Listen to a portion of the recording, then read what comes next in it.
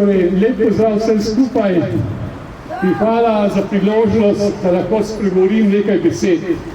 Najprej naj jih namenim vam, vsem vam, ki se v petkih že skoraj 2 leti neumorno kolesarite, demonstrirate in dejavno opozarjate na zdrs in politično in oblastno avtoritarnost in kot temu rečemo, iliberalno demokracijo.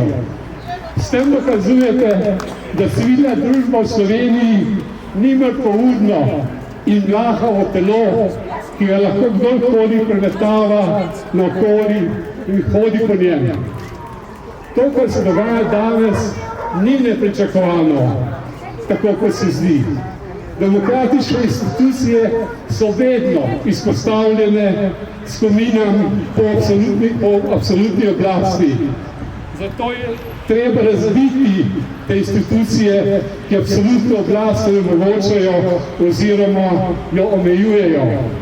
Treba je napasti sodno vejo oblasti iz zakonodajne veje oziroma kar konkretno iz parlamenta poskušajo napraviti njegovo karikaturo, to jim ne uspeva preveč dobro, oziroma in izvršni oblasti so si že predvideli policijo, napadajo tožilstvo in vrsto neodvisnih institucij, nadzornih institucij. Treba je diskreditirati medije in si podrediti tiste, ki jih lahko. Predvsem javne servise, kot je televizija, Radio Slovenija in seveda STA. Predvsem pa morajo utišati ljudi. Utišati morajo njihov glas. In zaradi tega smo danes vse druge petke tu na trgu in drugod, da jim povemo, da nam lahko izdajo prekrškovne odločbe, sprožajo kazenske postopke, vendar nas ne bodo prestrašili, še manj pa nam zaprli usta.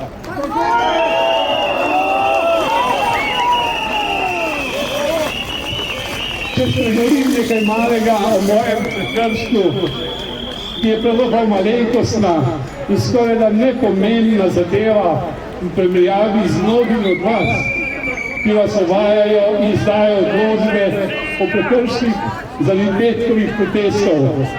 Dejstvo je, da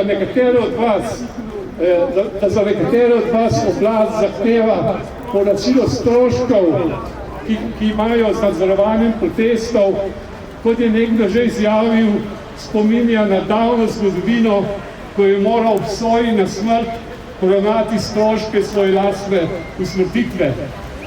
Moj zglasni trik, kakorkoli precej obstranski, z vidika javne razprave o razmerah v družbi, je mimo moje volje postal pomemben, ker je reakcija oblasti nam ponovno uvedla verbalni delikt. Delikt, ki ščiti oblastno elito pred kontrolo in kritiko ljudi. To je poanta znamenitega 133. člena nekdanjega kazenskega zakonika SFRJ. In, spoštovani, in če je užaljenost in prizadetost prvega človeka slovenske policije merilo in kriterij moje in sleherne svobode govora, so prišli do konca. Poti naprej nam ne sni, je samo zid. Zato se je temu treba upreti, podreti zid, se upreti na pravo in pravičnost in spodkopati legitimnost kratenja svobode govora in izražanja. Tako sem prepričan, da ravnanja avtoritarne oblasti niso uspele vnesti strahu med ljudi, da vse bolj se zdi, da se strah polašča predvsem njih samih, bez katerih se spravljajo nad ljudi, ki mislijo drugače, ne dokazujo tega, da so močni, ampak da so šibki. Prav zadnji primer, ko so na hitro, tako rekoč, pod mizo poskušali skrajšati zastaralne roke